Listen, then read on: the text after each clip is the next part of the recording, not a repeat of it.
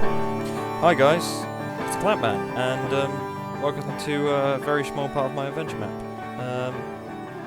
I just wanted to show you something which I made a couple of days ago,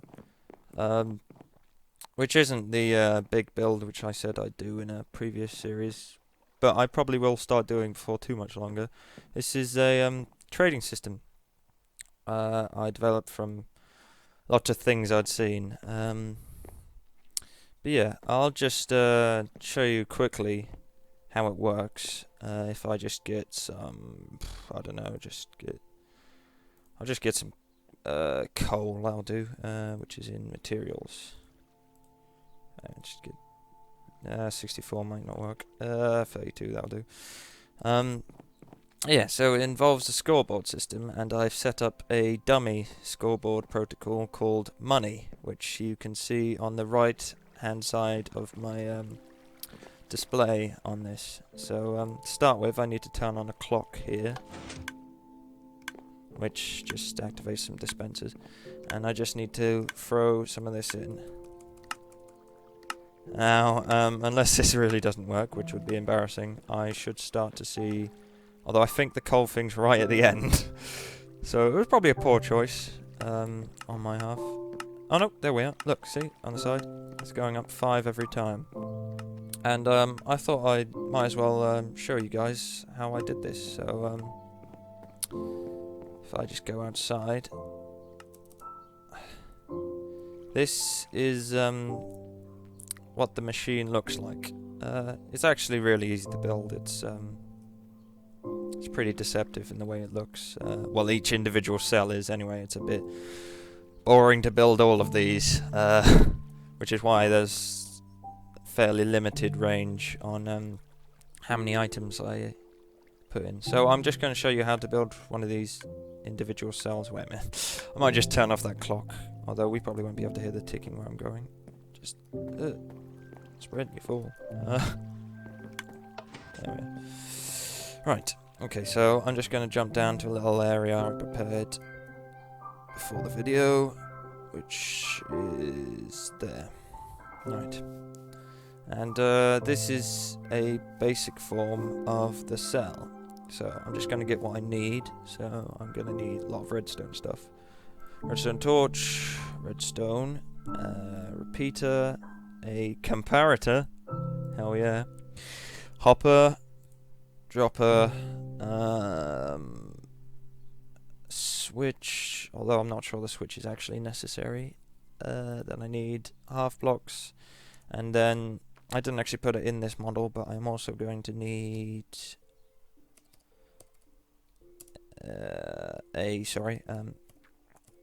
command block, which is 137.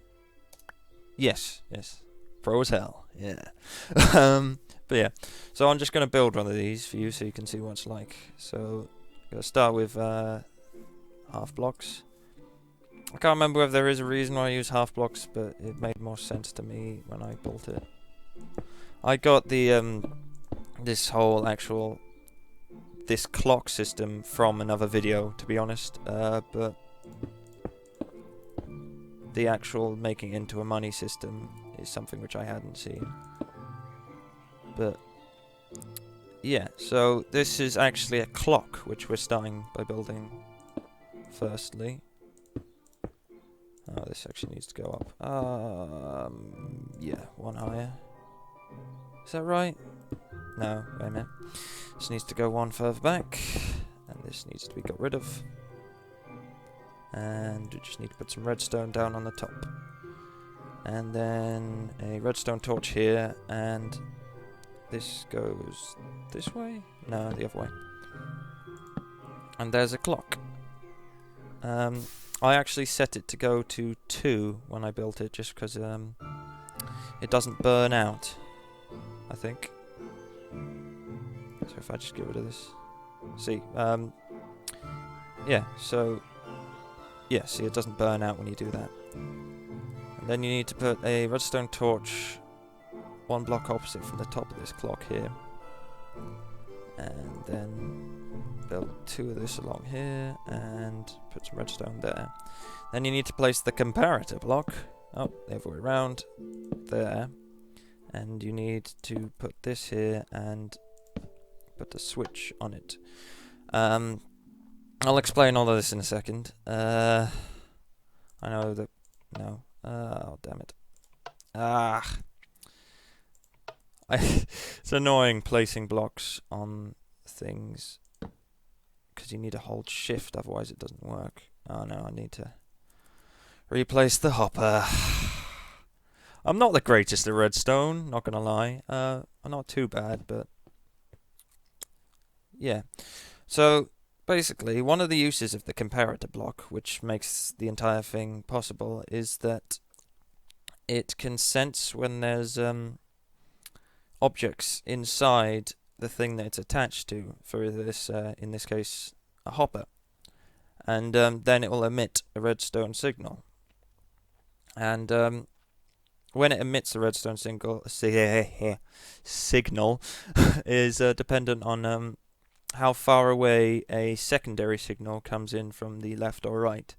For this, I'm just putting in 1 away, just because it just senses as soon as a block goes in when you already have a lot in. I can't remember now, but so I just need to fill this up. So I'm going to use the pick function, which is default set to the middle mouse button on a mouse, but I've set mine to P just because I think it's easier. So if I just put this in here, this in here, this here, right. So that is now emitting a redstone signal, which has turned off that torch and is activating the clock. So what I now need to do, I didn't really finish this model, that was a bad start demonstration model, but it doesn't really matter, I guess. What I now need to do is make this so it activates the dispenser. Dispenser? Dropper, sorry. So if I just do this, and I put a redstone torch on top of this, sends out a block, but I need to do this, then that will drop blocks until the comparator signal has stopped, which is when this reaches, I think it's 42? Answer to everything. Oh no, it's a lot lower than that. I honestly can't remember. Have I done this right? Well, this is embarrassing. How far down does this go?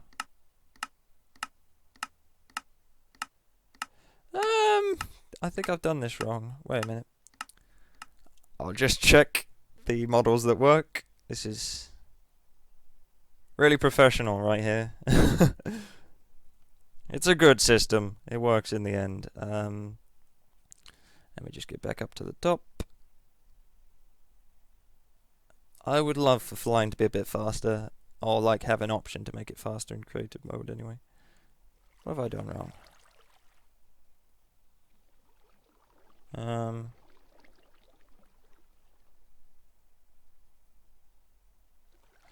This hasn't been joined up properly. I am terrible at games. Just out of interest, what was in this? Nothing. What? This is a bit weird. That's gas tears. That's a bit weird. I have a spare one. I didn't realise. Okay. So let's look at one which is working. Right. Oh, I have the signal much further away then. Oh, no. I remember this is just... Don't worry, that's not important. I'll explain that later. Right. So, this might well have... No, it hasn't stopped. This needs to be further away than this. Otherwise it just does it until... You know, whenever. I'm not sure. But it does it for longer, so I need it further away like this. There we are. It stopped the signal. So if I just refill this... Sorry about that. Wait a minute. Let's get rid of that. P. Right, now this should stop it at... I'm not sure. It might be 42 this time. I think it should be. Just see. But yeah, basically it just I mean 40. Okay, that's good enough. It just activates this, and then that activates that. I did initially start by putting this under here, but that then makes the dropper, block actually have a redstone signal run through it, and when a hopper is exposed to a redstone signal, it actually doesn't transfer the objects inside it to the block below, so it just broke the system. So the thing needs to be in front here. Then, that's all of the initial thing, and then we need to do some commands. So if I just put this in here, then I need to tell it what I want it to do when activated by the redstone signal. So I need to put in scoreboard. I'm probably going to mistype this a few times. Players. I'm not looking at the wiki at this second, so first spelling mistake. How many more will follow? Add. I think you need to put at, so I'll just put it at nearest player. That's what I've used at the moment. It's not ideal, but it's the best I can do at the moment. And then I need to put in money, and I'll just put in 1 for now. That'll do. So what I've done is told it to read this command as a scoreboard command, and to add the quantity money to the player's total on the side. I would tell you how to set up the scoreboard, but I think there's already good enough videos for that. If you really want me to, you can tell me to, but not that many of you are watching this video at the moment anyway, so yeah. And then I just put on the end the quantity of the thing in it. So now if I put in, let's just say I put in 22 of this, that's going to add that. And then if you look on the right hand side, I've coded it correctly. Huzzah. And it's adding 1 every time a redstone goes through, which is good. Yeah, so this tutorial worked out okay, I guess. But yeah, okay, I'll just go back up to the top and just show you some other things which I've added just to make it a bit more functional. The main reason why I needed to add a on-off function for the initial clock, which I switched on at the beginning, well, I'll show you in just a second, is because redstone clocks only work in a certain sort of area of the player. So if the player leaves the area, then it needs to be reset. So that's why it's got an on and off function on this. Yeah. So what am I thinking? Alright, yes, okay, I need to show you the rest. So what's this? Oh yeah, this is just part of the banking system, ignore that. I've done a total of 30 objects in which can be traded, just because they're going to be objects which can be found in the map, and I'm going to allow later points people to trade their dummy points for weapons and armor and improvements for their character, probably experience as well. So yeah, if I just go to the top of it, the object goes into the hoppers here, and then the hoppers just the hoppers just transfer it around until it reaches this dispenser, which is constantly activated by the clock here. And that dispenser, I mean dropper, they're pretty similar anyway. Then the dropper drops the objects into the water, where they can be picked up by these hoppers, which I think the first one's rotten flesh. No, it's bones. First one's bones. So bones will then be filtered into the first hopper, and in theory, all the bones will go into this first hopper. And yeah, so a long... I keep pressing Q, I'm sorry. I usually reset it to jar, but I haven't... Jar? I usually reset the drop function to J, but I haven't done it so far. So, all the bones will go into this first one, and then redstone will go into the second one. And any objects which don't go into the first three categories will go into this last one, which is... should be... yeah, empty. And because there's no... redstone signal, like a lever or anything next to it, it will just activate the clock whenever there's an object in it, which will activate the dropper and drop all items into the water, and then continue the filter process. And because I wanted to do 30, the only reason why these are as long as they are is just how long water drops for, well, runs along for. Because I did 30, I had to do... maths. I can't remember. I did enough, anyway. Yeah, because there were 3, so I had to do 10. And, yeah, so they come all the way down here. I think the last one's probably flint, for no apparent reason. It doesn't really matter what order we're in. And, any objects that can't be traded will go into this last hopper and then be transferred into this chest. With lapis lazuli and bone meal. And this chest cart, can then be activated from the top. So it can return your items. If I just go in here, press the button, and give it a few seconds. And... ready. Here it comes. There we are. And it has bone meal and lapis lazuli. In theory, the easy way to do it would just have a ender chest at the bottom, but I'm using an ender chest for the banking system in my map, which I'll probably explain the rest of my map in the end. Now, this system is far, far from perfect, but it's the best I can do at the moment. It takes quite a while to get objects all the way through. So yeah, apparently they are thinking of adding a filter function which you can add to the hoppers, which will make this ridiculously faster. But I quite like how this system works right now. It's quite logical, although it takes up a hell of a lot of space and stuff. But yeah, that's how it works. So this isn't quite the end of the video. I just want to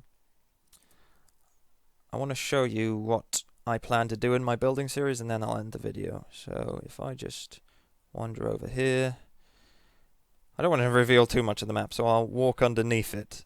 No, I've got to fly, or else it'll take me ages. I might do some cutting because this is going to take me a long time to fly all the way over there. So I guess I'll see you there.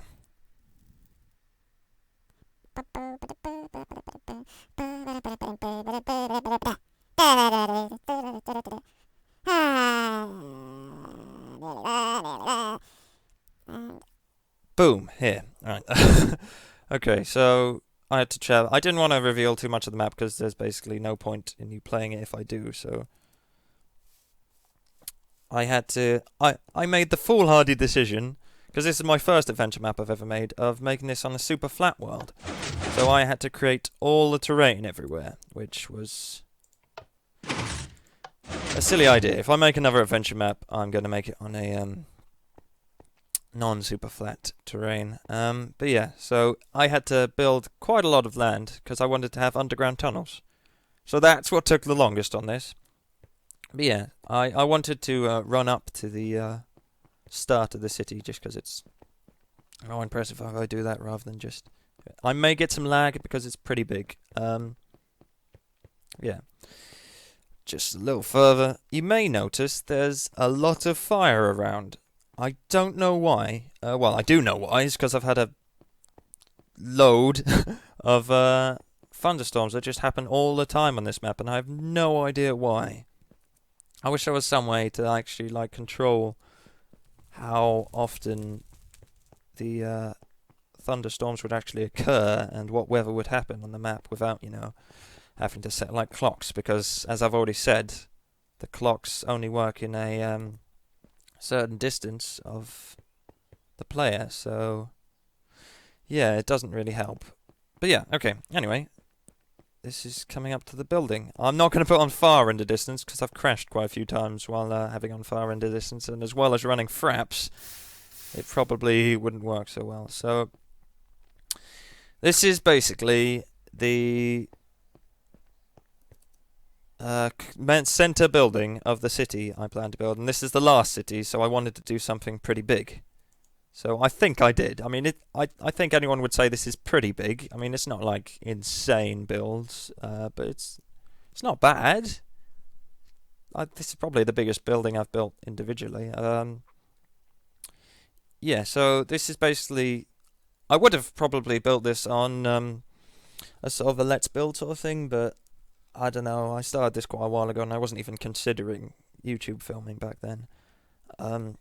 I've been a bit lazy with this just because I've been YouTube filming. I haven't finished it yet, but once I've finished it, then I'll start building the city around it, and I'll hopefully film that with 2 systems and put that on YouTube. So yeah, I've just got...